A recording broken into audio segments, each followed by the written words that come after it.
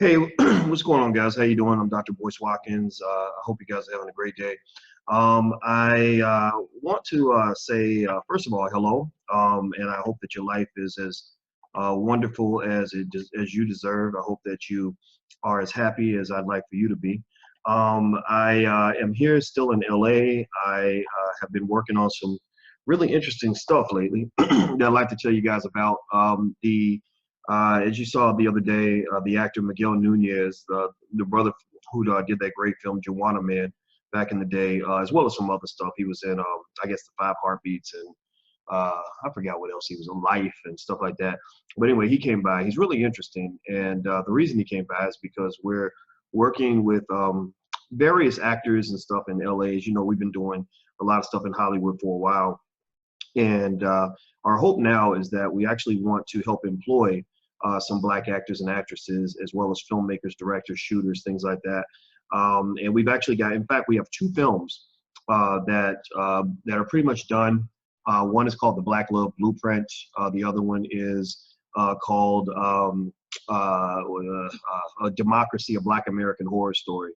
And basically, Democracy, a Black American Horror Story actually stars myself and Zaza Ali. And we get a chance to kind of break down democracy in America, the history of this country, everything from capitalism to politics to everything else in a black context, to kind of talk about, how does this affect black people? How are black people winning or losing in this vast global game? And what does the future look like for our community? Now, do me one quick favor before we get started, and I would appreciate it so much if you could help me do a quick microphone check. If you're on Facebook, especially, let me know if you can hear me okay, you see me okay. I'm gonna give you guys 1 second to kind of respond to that while I shoot a quick message to one of my team members to ask her a quick question. I kind of torture my team when I'm not when I'm not doing other stuff. I'm torturing the hell out of the people that work with me because we believe in black excellence, and black excellence means you have to go hard, you got to be smart, you got to be tough, stuff like that. Let me see here. Okay, all right. So I'm sending a note.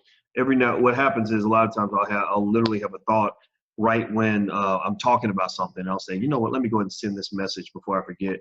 Okay, so I see good on the gram from Mr. Hubbard. Tonica Marie, what's going on, Tonica? How are you? Miss Busby.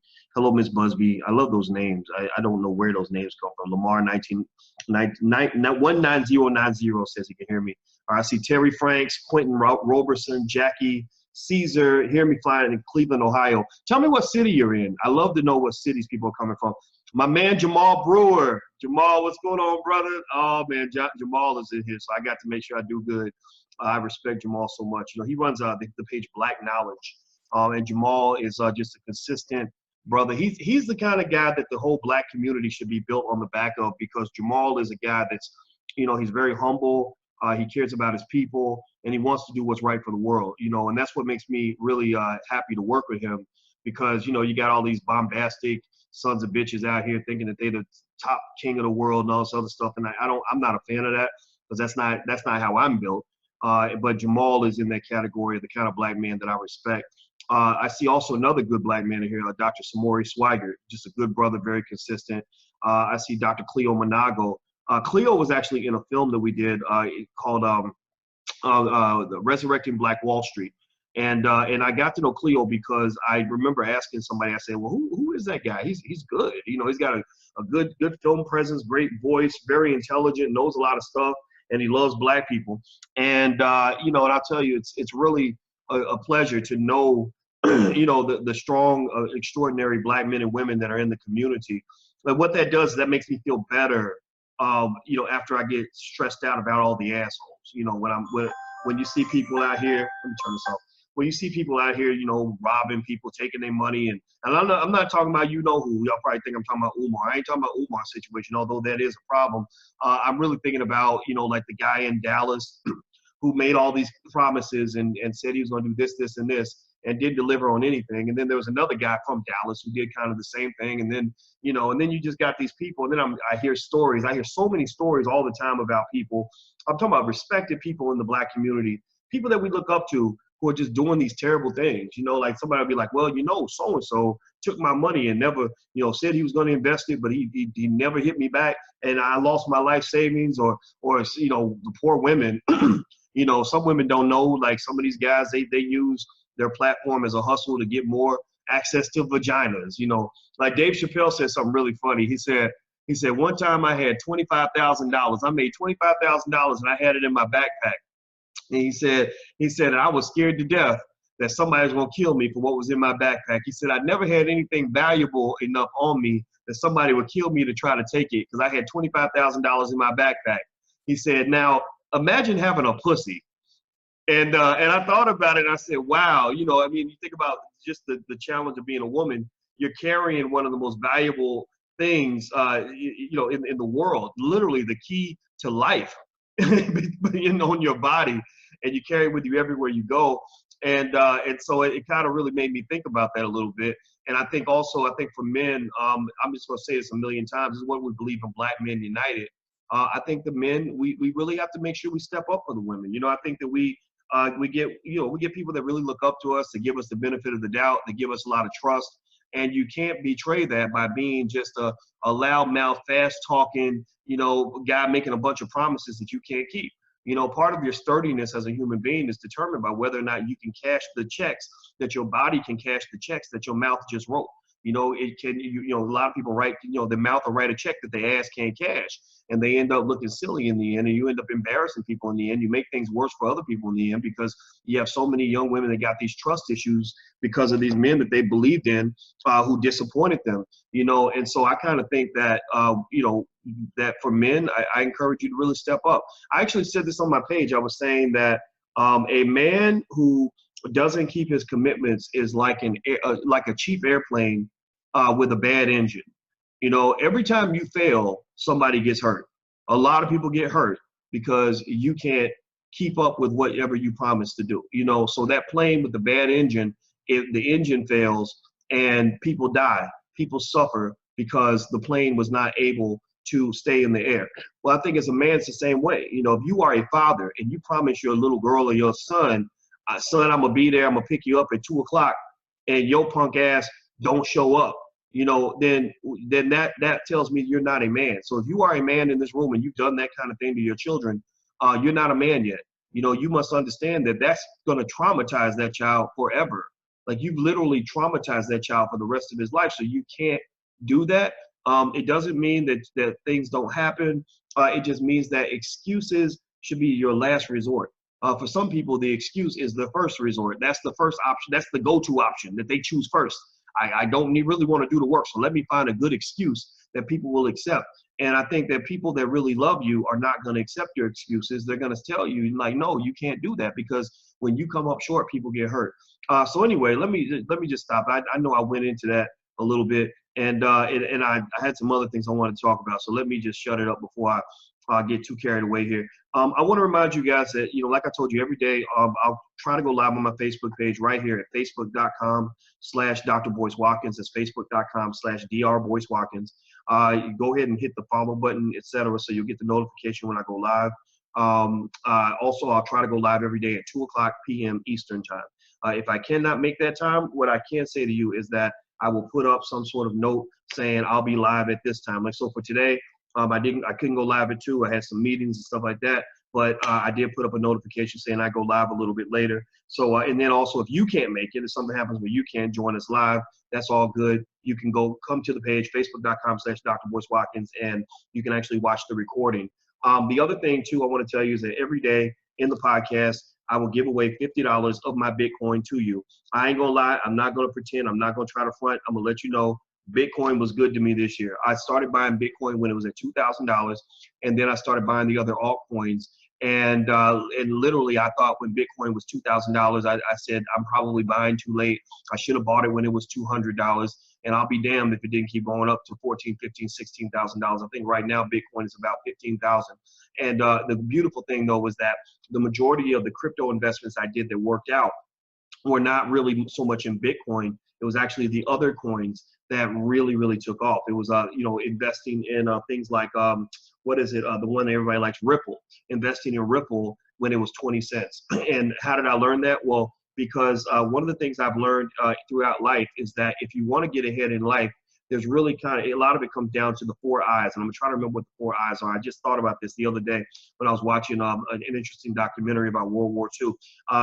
Innovation, information, and infinite industrialization. Innovation, information, and infinite industrialization. That's 4 I's. So I literally, when I think about what it takes to get ahead in business and investing, innovation means that, you know, if you look at countries, you look at societies that have dominated historically, you look at individuals that have gotten ahead, it's those that can innovate. When you can figure out how to do things better and quicker and faster and more efficiently than your competitor, then you're going to win. So you look at the major world wars, the rush was to see who could invent the first jet airplanes, who could invent the first rocket ships, who could invent the radar, who could invent, you know, the best submarines, right? So innovation is critical.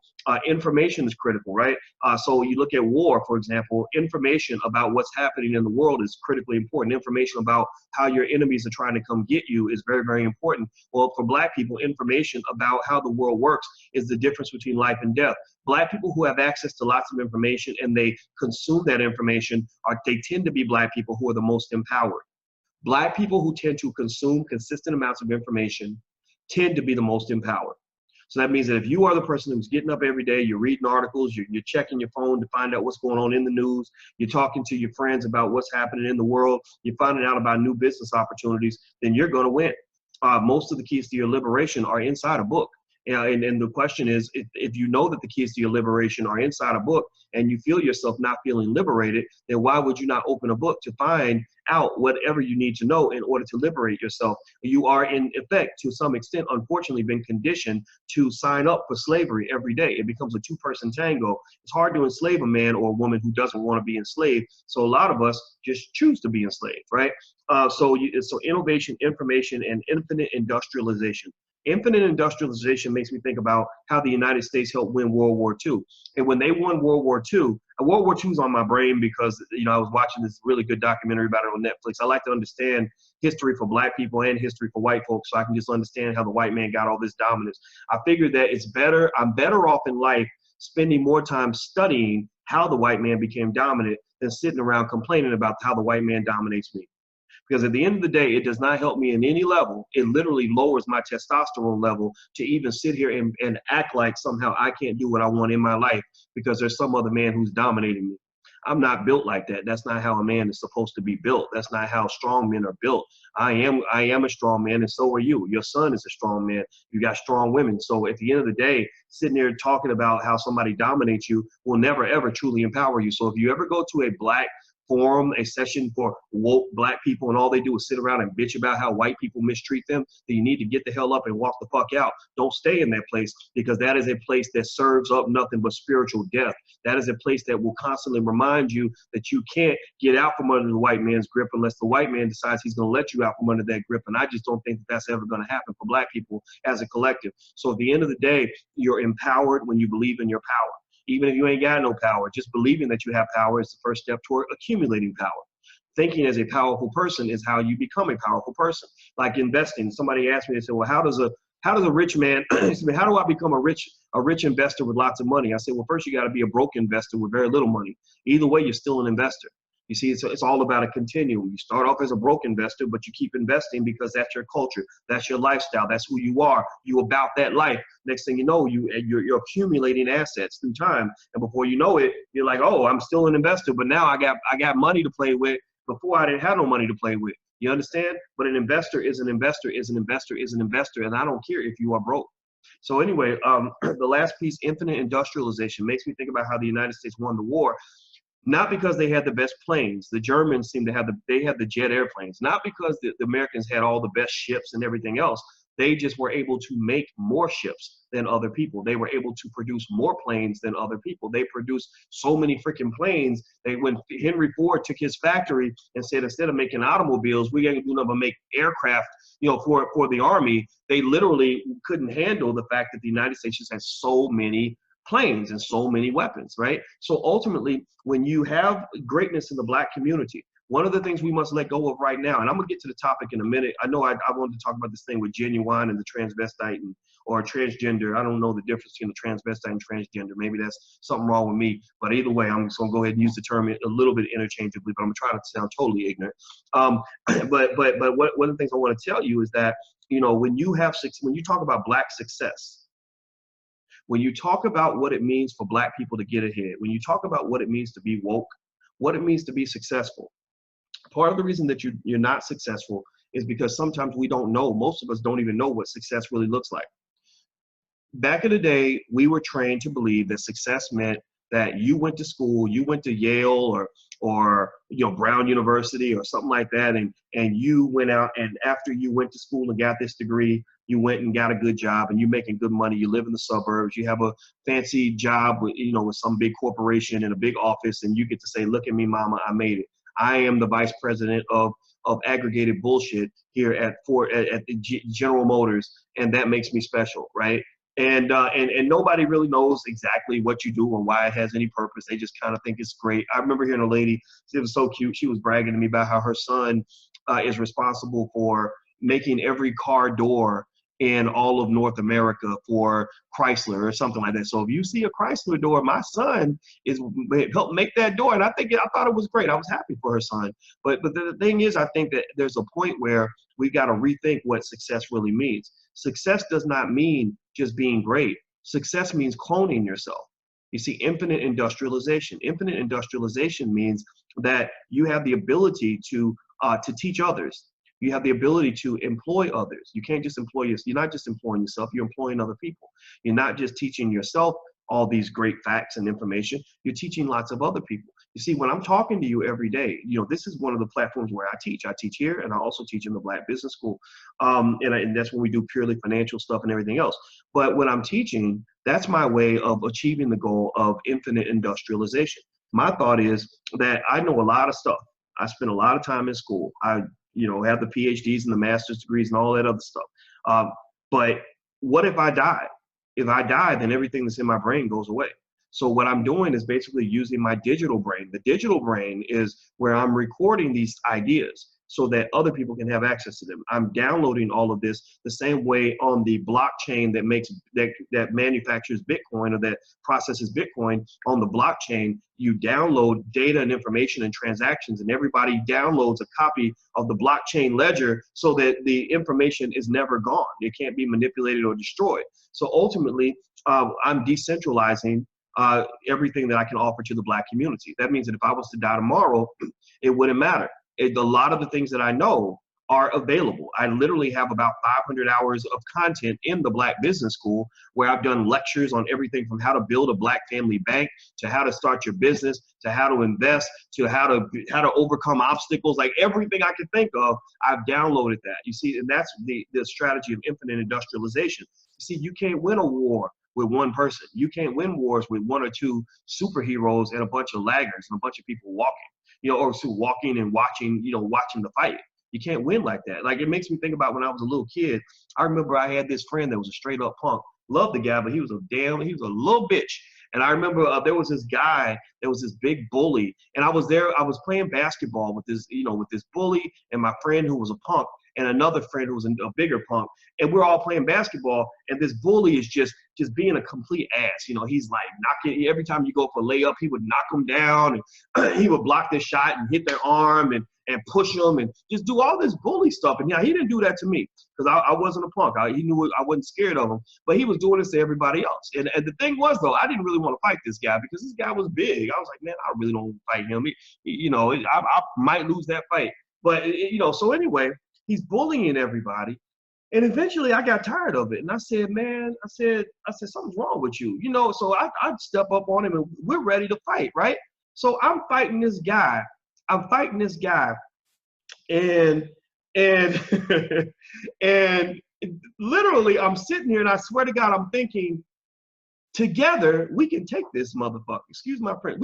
I always say I'm not gonna cuss. I'm gonna start keeping a little swear jars, or maybe every time I cuss, I gotta give away another $50 in Bitcoin. I think that will. Tell me if you think that's a good idea, and I'll try that. Maybe that'll be my penalty. And then when I'm broke as hell, I'll stop cussing so much. But anyway, you know, in fact, that's what I'm gonna do. I'm gonna literally, I think I'm gonna do that. Oh God, I can't believe all right. Yeah. Okay. So every time, so when I cuss, my swear jar will be that I will have to give away another $50 in Bitcoin. So today I ain't doing no more now. That we didn't make the agreement till after I said the cuss word. But from now on, if you catch me, oh my God, I'm just so messing myself up here.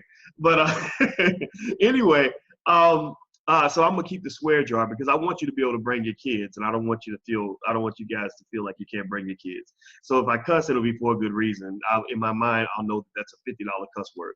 So anyway, so this guy, you know, I'm fighting this big bully, and I'm sitting there thinking, man, I can't beat this guy. You know, I'm not gonna lie, I was a little scared, but I was like, well, I'm in the fight now, so I might as well fight. And I'm thinking, but together we can take this guy, right? And do you know what they did? These little weak SOBs sat there and watched me fight the bully. Just sat there and watched. And we got done. I was like, and then the fight kind of ended like neutral, like where he didn't really want to fight me, I didn't really want to fight him, and we kind of threw some blows and it was over. But I was like, what is wrong with you? Together we could have won this fight, but y'all got scared. And I think that's kind of what we got to understand as a community is that you can't have, you know, 2 or 3 black superheroes. I think you should take the word black leadership out of your vocabulary. Stop talking about black leaders and what are black leaders doing, and black leaders need to be doing this and they need to be doing that, and you ain't doing nothing. Yo, don't do that. No. We cannot have any innocent bystanders. Everybody needs to pick up a shovel and get to work. Everybody needs to get to work. You are a black leader. You are the leader of your household, which is the most important institution of your life. So I encourage you to just let go of the idea of black leadership. Stop looking at, you know, I'm gonna tell you, a lot of these people on the internet, you got people that just get famous, be yapping on the internet, and I'm probably one of them. And I'm gonna tell you, a lot of these people ain't no better than everybody else. They just got the gift of gab. They know how to entertain, and people want to hear that.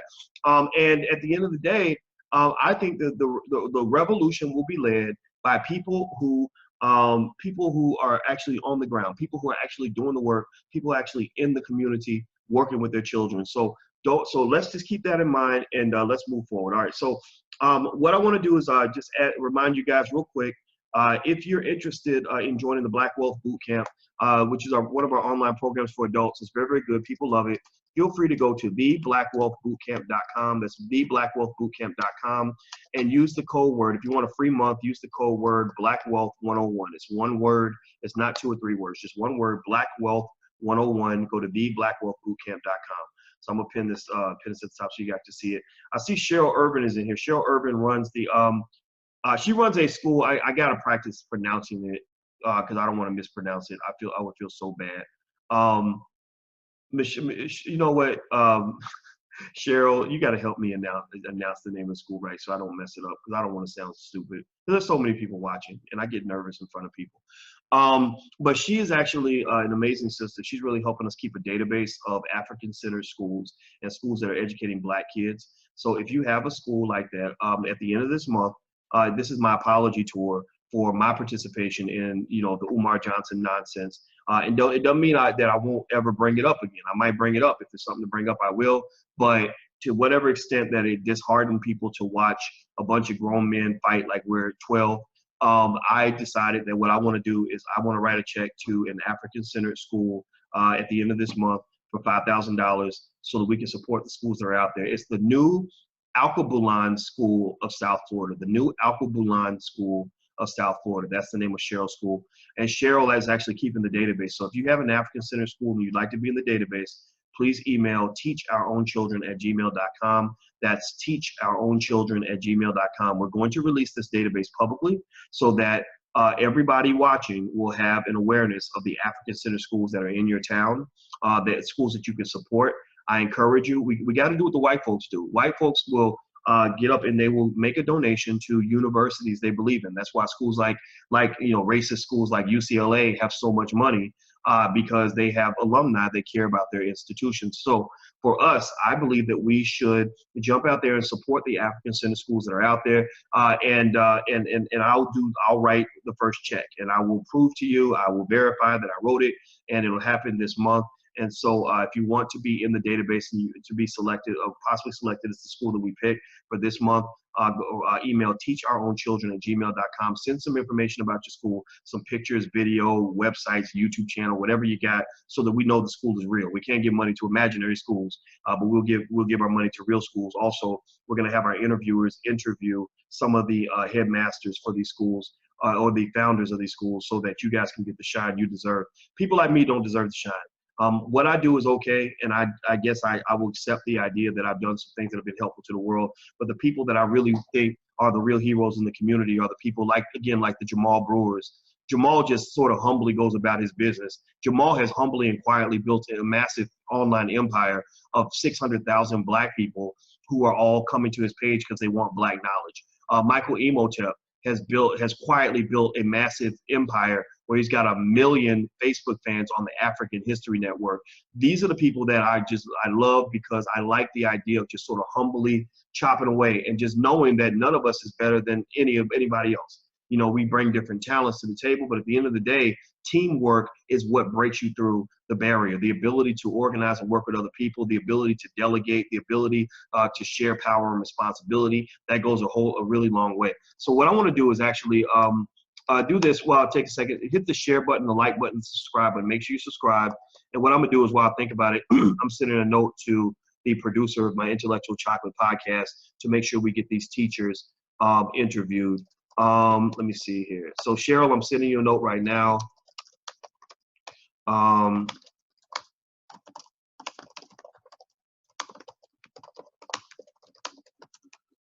Okay, give me a second here. All right, so I want Cheryl to share the information with Brianda so that Brianda can set up the interviews. And Brianda is one of the young people that works with us, and she helps us get things done. So anyway, let's jump into the conversation. Somebody says, what do you think of Stellar Coin? I own Stellar Lumens. I don't know about Stellar Coin. The coin that I know about is, like I said, Stellar Lumens. And it's done really, really well. It's made a lot of money. Now, I think that I put it this way: everything I bought in crypto, I have not on any level made any plans to sell it. I do not plan to sell my crypto now or ever. I don't believe in selling my investments. I bought a lot of shares of stock. I want these shares to be in my family until I decide that they won't be. The only time I'll sell an asset is I don't sell assets so I can go burn the money by spending it. I'll sell an asset so I can go reinvest the money somewhere else. That's what you're supposed to do with capital. Capital is your foundation, it's your economic house. So if you tear down a piece of the house, you know, you should use that wood to build something else, you know, another type of house or something. You don't just sort of take the wood and just burn it, right? So ultimately, you know, I encourage you to think that way when it comes to investing your capital. It ain't about trying to sit around and figure out, you know, which Gucci belt you're gonna buy, because people who think like that end up broke. Now let me show you guys, you know, something that I saw online. It has to do with Ginuwine. Now Ginuwine is a singer who has been around for a long time. I mean, Ginuwine, shoot, that dude been around for 100 years. But they gave him a bunch of shit recently. I'm mad.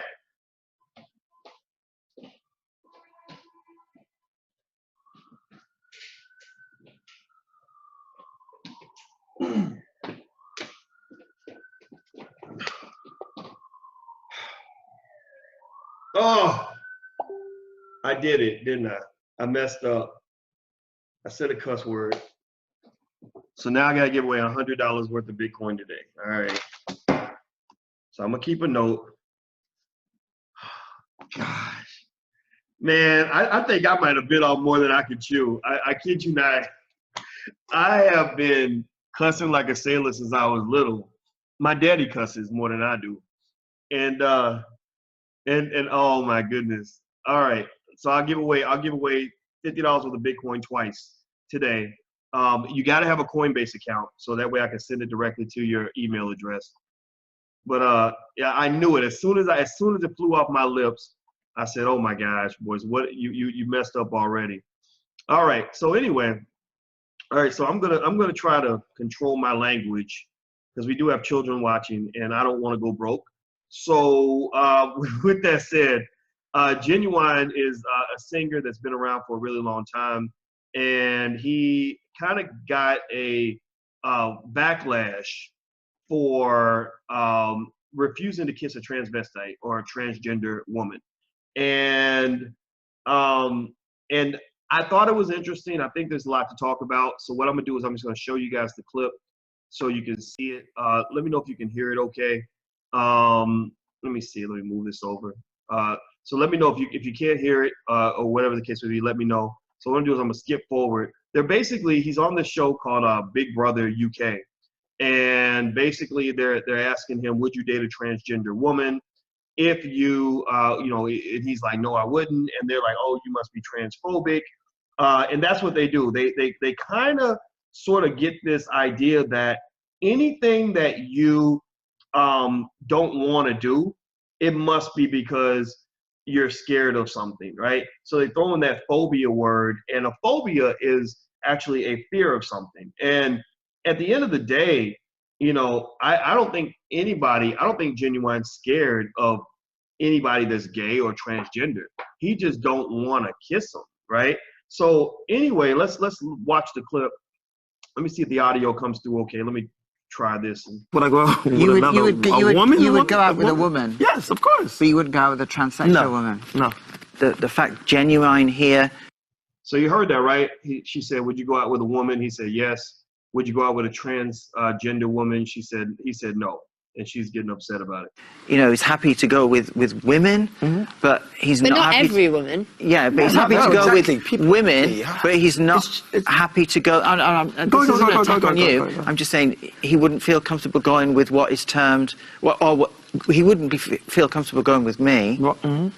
If you're in my situation and you are trying to date, there is an extremely narrow band. You're saying you're not gay, but you're not gay. And from my experience, I'm not gay. But I've tried to date, and everything that comes back, guys. Look at his face. He is so confused. He's like, what? Look at him. He's like, what? What are you trying to say? Guys have chatted me up not knowing my past, but then as soon as they find out, whoa, I'm a woman, right? Okay. Forget about any T's or anything in front of it. I'm just a woman, okay? So on that score, you would date me, wouldn't you? Not if you told me you was trans. No, I'm not telling you I'm trans. I'm a woman. A woman, yeah, a woman. You would date me then? Woman, yeah. Go on, let's have a kiss. You see, and I think he's just not that into it. So you see that? You see, like, so when she tries to kiss him, he just sort of smoothly like moves away, like don't you touch me. Really? You would date me then? Woman, yeah. Go on, let's have a kiss. You see, and I think he's just not that into it. I think all the unspoken things that you can read into both those responses there illustrate my case 100%. Okay, so that's the clip. Let me shut this off. Let me know what you guys think. Give me your thoughts on this. Let me see here. I want to see what your take is on this. I'm reading some of the comments here. Hold on, guys. All right, make sure you can hear me okay. All right. Let's see here. Janique Flood is here. Janique is a very talented actress out in LA. You owe me an email, Janique. Let's see. Wesley says we must stop calling these men women. Dwight Williams says sad. Dirk says they trying to butter him up. Is that what he said? Denise said I saw that too. No means no, says Bradshaw. Jason says it's laughable. Sherry says he doesn't have to if he doesn't want to. Tanisha Jefferson says, why did this make news? Give me a break. Well, it is what it is. Let's see, Shakima says when he tries to kiss him. Let's see, Bradshaw says, I don't even know, something like, I know, he's like, why are you even pursuing this? Somebody says liberals are obnoxious with Sherman says liberals are obnoxious with their agenda. And I agree with you. I think this is an example of kind of extreme liberal obnoxiousness, right? We always want to, call out the Republicans because that's what we're kind of trained to do. But, you know, when you really look at the way the liberals kind of bully you into, you know, believing what they believe, I think that's a real issue. You know, I think that for Black people, I think you can partner with the liberals, you can form coalitions with the liberals, but there's a point where you have to kind of draw lines in terms of saying, you know, this just isn't consistent with what I believe. This isn't, you know, this isn't me. You know, and now what I want to say to just be fair, to make sure we say this, is that, you know, at the end of the day, the transgender community has to be respected, especially if you talk about people that are born a certain way. Maybe you feel like a woman and you're in a man's body. You feel like a man, you're in a woman's body. I think that there needs to be a certain amount of empathy for that. I think as a community, I don't think we have enough empathy for the struggle that people feel when they are either gay or want to be a woman or want to be a man, and that's not the equipment they were born with, or whatever it is, right? I think that the idea of making jokes about it, you know, is a problem. I think the idea of pursuing violence as a result of your belief system is a problem. I think that I think even creating the environment where the violence is okay is something that we all have to kind of hold our community accountable for as well. So I think that there has to be some empathy there in terms of, you know, if you really want to be fair on this, I encourage you to kind of just do some research on what it feels like to be gay when you grow up, say, in a heavy duty Christian family. You know, you Kojic, and they're telling you that everything inside of you is the devil, and that you know, that you're a bad person and all these other things. You know, I think that that's a problem. It's not right. You know, we can't do that to people. And you see people committing suicide because they feel like they're letting their family down. They've been disgraced and humiliated and rejected by everybody they love. That's wrong. If you have a child and your child says, you know, mom or dad, I'm gay, whatever it is, I just don't think that it's anything other than demonic to reject your child because of something like that. I think that you have your right to kind of be a little grossed out if you want. I'm not saying there's anything wrong with that. I will be the first to admit that if a man wanted to kiss me, I would probably like have an unpleasant reaction to that. If a trans woman wanted to kiss me, I would probably say no. Now, here's the thing. If an ugly woman wanted to kiss me, I might have the same reaction, right?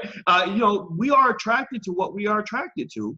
And I think that where the liberals kind of get stupid, to me, is they want to tell you who, they went beyond saying that you have the right to love who you want to love, to the point where now they're saying, no, you need to love who we tell you to love. And that's one of the things I've seen the liberals get accused of, is what they call social engineering, where you literally feel like you have some sort of moral high ground that gives you the right to define what society is supposed to look like.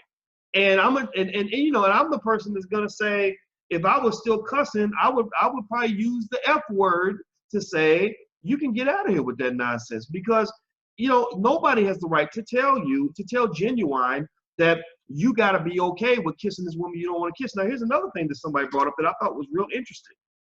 If you pay attention to this whole Me Too campaign that's going on, I'm in Hollywood right now, and it's interesting hearing what the Hollywood insiders are saying about it. You know, the whole Me Too campaign, what is that about? Me Too. So it started in Hollywood with old, you know, Shrek-looking Harvey Weinstein and his nasty attitude, his nasty behaviors toward women. And what is it about? It is about forcing people to engage in some sort of sexual or romantic contact with people that they're not interested in. Is that not what it's about? You groped me, I didn't want to be groped. You called me and said something dirty to me, I didn't want you to say something dirty to me. Now, if I wanted it, then it's okay, right? Terry Crews gets his crotch grabbed. Women say, well, this man kissed me and I didn't ask for a kiss. Well, why do you think it's okay for this transgender woman to force a kiss on Ginuwine, and then you get mad at him because he don't want this transgender person kissing him? He don't want this woman or man or whatever you want to call it. I don't know the right terminology. I guess you say woman. He does not want that woman's lips on his face. So why is she not defined as someone who just committed sexual assault on national TV. Because if a black man grabs a woman on national TV and kisses her against her permission, he's going to be defined as the worst kind of pariah in the history of mankind. They're going to talk about him like he just raped somebody in front of everybody. So it's not right when he does it to that woman. So it's not right when that transgender woman does it to Ginuwine, just because you're trying to prove your political point. You trying to make him turn gay, whatever the heck you're trying to do to him. Leave that man alone. Leave it alone. It's okay to be gay, but don't be trying to turn gay. Don't be trying to turn people gay. They don't want to turn gay. We don't need a world. We don't need a whole black community filled with gay people. Let me just be clear. Let me be the first to say this. If we had a black community where everybody was gay, y'all would cease to exist, because a woman and a woman cannot make a baby. A man and a man cannot make a baby. If you don't agree with me, or if I'm wrong, show me proof that I'm wrong about this. They can go adopt a baby, they can use a surrogate, they can use test tubes, they can do all kinds of stuff, but they can't make a baby in the way a baby's meant to be made. And why do you make babies? Do you make babies because you want to get freaky and throw down in the bedroom? No, you make babies because you want to survive to the next generation. That's why you make babies.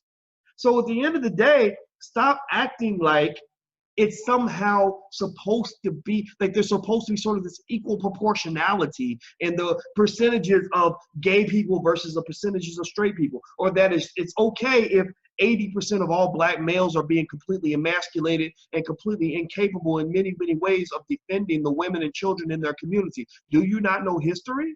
Do you not know about things like the Japanese invasion of China during World War II, where the men couldn't defend the women, and so the Japanese soldiers came in and raped and pillaged and robbed and killed indiscriminately because they had no men? They said, your men are a bunch of punks. They ain't got enough guns. We're going to come in here. We're going to take whatever we want. You don't think that that base instinct of human nature does not still exist, to the point where, while you might still allow some people to sit in the back and decide that they want to do whatever they're going to do, you got to have some strong men in the front of the line. If you don't have any strong men in your community will not survive. That's a fact. That's a fact. It ain't politically correct. It's not fun to hear, but that is a fact. So don't go, and I'm sorry, I'm not a fan of this idea of like, oh, well, you know, the reason that you don't want to kiss a dude is because you're taught to be discriminatory and you were led to believe that you like women. No. I'm going to tell you another little fact. Nobody ever gave me a book or a manual and said, Boyce, you know, when you grow up, you're supposed to be attracted to a black woman with chocolate skin and curvy hips and a booty and all of that. Nobody taught me that. I just know when I was 6, I saw, you know, some pretty girls in Jet magazine, and I said, I like what I'm looking at. My parents didn't even know that I noticed the Jet Beauty of the Week when I was 4 years old. I didn't even tell them. I just said, I don't know what this is, but I like it. Nobody taught me to be heterosexual. I just was. My daddy never had one conversation with me about sex until I was about 9 or 10. My mother never said, well, you know, son, kissing a boy is wrong and liking a boy is wrong. Back in those days, it wasn't even like you were even told, like you weren't told to do things that little boys do. Nobody told me that I would rather have the fire truck than to have the doll. Nobody told me I'd rather play cops and robbers than to learn how to dance. Nobody told me to do that. I just did. So at the end of the day, while we want to act like everything comes down to like, oh, well, you were brainwashed into thinking that you can only date a woman. No. When I feel the repulsion that would go through my body, like, I kid you not, my God, I love the black woman that is next to me. She is a brilliant, beautiful, amazing black woman. Y'all probably seen her a couple times on here. She's awesome. But I'm going to tell you the truth. As much as I love her, if she said, you know, Boyce, I got something to tell you. I had a penis and I had it removed. That would probably cause a wrinkle in our relationship. Let me just say that. We would still be homeboys. We would be best buddies. I'd be like, I'm there for you, dog. We good, right? We still good. But when it came time for me to get the natural arousal that you need in order to procreate or to mate with a woman or whatever it is people want to do, it wouldn't. My body would be like, no, man, this ain't right, dog. You ain't supposed to be. You need some more liquor to go get through this one. right? So you know, I kind of think, you know, when you'll hear people talk about that, they're like, oh, you know, like white people will do this weird stuff. It's very weird to me. Like, and they'll be like, oh yeah, well, it's okay for a man to experiment with another man. And I'll be like, no, that's not that. And black people, like, instinctually, we just kind of feel like, no, if a man's dabbling like that, yeah, he's probably need to dig a little deeper and figure out who he really is. He could be in denial, because men don't really dabble and say, oh yeah, well, I just decided to try it out. So I decided to take my best friend's penis and put it in my mouth just to see what it was like. No, most guys I know, most heterosexual guys I know would probably need like years of therapy if they were to do something like that. It does something to your mind. And if you try it and you like it, then that probably means that maybe it's okay. You might be gay. Like, you got a lot of brothers around here, you know, are like, yeah, you know, I'll let a transvestite suck my penis, but I ain't gay. I'm like, no, man, you could be really gay, and it's okay to be gay. Be gay. Just be yourself. Be you, man. Be you. You know, because don't be running around here confusing these women. Black women I know, most black women I know they are not comfortable with the idea of a man who has slept with another man. And I don't think it's because they've been trained that way. I think that culture plays some part in it. Don't get me wrong, because, you know, black girls, a lot of black women grow up in the church. Black women are the most religious group of people in America, and it shapes their values. It shapes it kind of, you unfortunately, we end up demonizing sexuality. So sometimes you'll have people that are extremely inhibited sexually because of what their pastor was telling them, and their mama was telling them, like, if your vagina gets wet, it must be Satan that did it, you know, like, whatever. And it's like, and I feel bad for people like that, because I think you have to have honest sexual conversations with your kids. But at the same time, that you must ask yourself, you know, why is it that women, a lot of women, in fact, a lot of women I know can forgive a man if he's like a player, if he's been around with a lot of women. But if he's been with one man, that's like a huge turnoff for them. And I don't think it's because they're completely homophobic. I think it's because there's something genetic, something biological that bothers them about that, right? And I think that it's okay to explore that. I think that research can be done on that. I think that we can have honest conversations about that, and without without doing what the liberals do. What the liberals do is they want to label everything. They want to pathologize everything. Anytime you disagree, anytime you have an opinion that's different from theirs, it's like, oh, well, you must be this. You are engaging in slut shaming. You must be transphobic. You are engaging in hetero superiority. Like, I literally think they got some stupid little white liberal, white lady, some white feminist who sits in a room with a bunch of other crazy white liberals, and they literally just make up terms to demonize people. Like seriously, pay attention. They always come out every year with some stupid buzzword that defines and demonizes people and dehumanizes everyone that they don't agree with. They label you, they disrespect you, they ostracize you, and they attack you until you have been imperialized into their line of thinking, or until you are convinced that there must be something wrong with you. Well, I'm here to say this. Ginuwine, if you are watching, ain't nothing wrong with you, brother. You do. Maybe there's something is wrong with you somewhere else. I don't know. But in terms of this, there's nothing wrong with what you did. It is your right to love who you want to love. It is your right to kiss who you want to kiss. And it is your right to walk away when that woman kisses you against your will. In fact, she sexually assaulted you on television, because you, as a black man, if you had grabbed a white woman and tried to kiss her on TV, these white feminists on Twitter would be hashtagging you to death. They'd be murdering you with the hashtags. You would be the next Bill Cosby or whatever it is. You would be the new Harvey Weinstein if you had tried to kiss a white woman against her will, even if she can't even prove that you did it. Even if it happened 30 years ago in private, she could still come out in public and say, well, you know, Ginuwine made me feel uncomfortable back in 1988. And they would believe it as if they all saw it on camera. That's how crazy the world has gotten. And I think it's stupid. And I also think that it's silly to sort of act like his reaction was sort of like a, you know, like almost like racism, like you're being discriminatory because you wouldn't date a trans woman. No, that's like saying you're discriminatory because you won't date an ugly woman. Well, you know, or a woman's being discriminatory because she won't date a man, a broke man with a bus pass and a Burger King uniform. No, that just happens to be what she likes. So it's okay for you to like who you like. That's what ain't that what the liberals been saying all these years? You should have the right to love who you want to love without being persecuted for it. So love who you want to love. Anyway, all right. So I gotta go to the dentist pretty soon. So what I'm gonna do is go ahead and I just put my own foot in my mouth, and I promise I do 2 Bitcoin giveaways today because I said a cuss word. I'm going to stick with the $50 swear jar so that we can break out of this cussing thing. So now it's safe to bring your children. And just know, though, that I can still, but still, though, sometimes I might be like, you know what, the $50 is worth it. I don't know if you ever saw in Billions where the guy, the main character, punches out some guy and he's like, I'm going to sue you. I'm going to sue you for everything you got. And he said, worth it, right? So if I ever spit out a cuss word, it'll be like, oh, yeah, it's $50, but it's worth it. So I'm going to say, so I'm going to try to do it more sparingly. So here's what I want you to do. Go ahead and give me your, if you're live, this is only if you're live. If you're not live, I'm sorry. You're watching a recording, so you can't participate in this part. But if you have a Coinbase account, give me your Coinbase email address, and I'm going to pick one person off of Facebook, and I'm going to pick one person off of Instagram, because that's the two places I'm live right now. So give me your email address for your Coinbase account, and I'm going to send you that $50 in Bitcoin right now. All right, so let me pop in here. Chris says, who's it? Sanday Chris says, I got Coinbase but no coins. Help a brother out. See, you should have put your email address. You got my attention. I probably would have picked you, man. Anyway, all right. So let's see. I like, I think I'm a fan of Miss Katrina Johnson today. So Katrina, I'm gonna have to pin you to the top so I can keep up. Because the email addresses are scrolling down. So everybody congratulate Katrina. Email address katr.johnson@gmail.com. So Katrina, congratulations. You're gonna have $50 worth of Bitcoin. It's gonna come to me or come from me right now. That I'm gonna send you right after I get done with this podcast. So congratulations to Miss Katrina Johnson. What city are you from, Katrina? Let us know what city you're from. All right.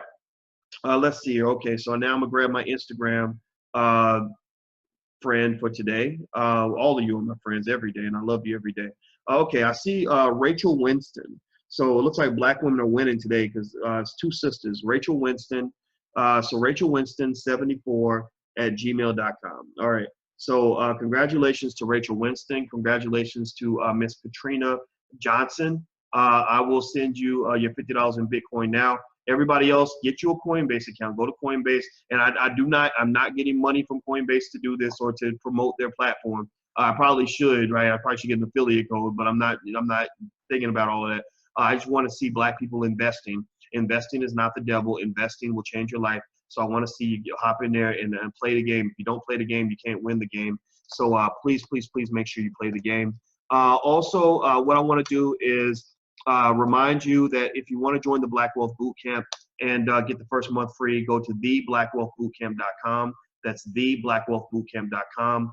Use the code word BlackWealth101. That's one word, not two. BlackWealth101, and you can get the first month free. Also, if you want your children to try out our financial flashcards for children, you can actually check them out. I think you'd like them. Just take a look at the page and see what you think. You can go to financialflashcards.com. That's financialflashcards.com.